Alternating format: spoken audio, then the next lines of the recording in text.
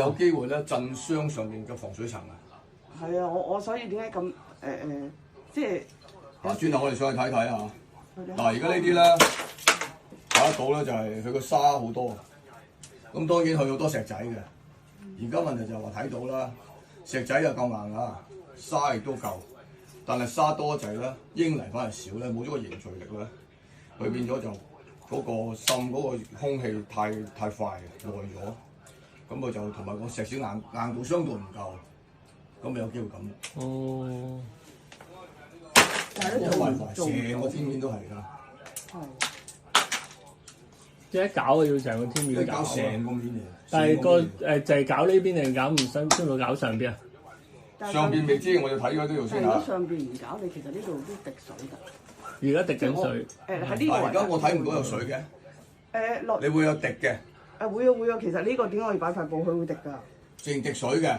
即係佢又唔係話好勁嗰啲水滴水。有滴水已經嚴重㗎啦，咁變咗你一定要喺上邊先搞上邊先嘅。係。即係你唔係你滴水，你搞完呢度啲水一樣照滴，你一樣會鋼筋又濕咗水，一樣會爆開嘅或者。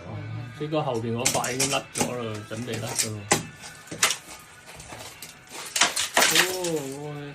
哦，呢啲都係整甩佢會好啲。如果唔係，突然間跌落嚟，你仲危險。呢塊咧，呢塊犀利，小心啊！死過你個頭啊！呢塊好緊要啊！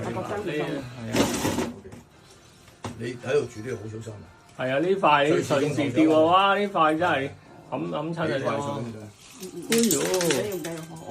我第一係啊，整甩咗佢先好啲。啊，如果咪冚頭真係呢塊都應該就甩啊！呢塊，哎呦！整手把得甩你啦呢啲。哎呦！用手把得你，冇時候就嚟拆屋㗎嘛。OK。但係鐵就還 OK 嘅，嚇，即係慶幸你鐵就 OK 嘅，即係唔係流嘢嚇啲鐵。佢只不過係嗰陣時慳皮落少啲英泥啫。你有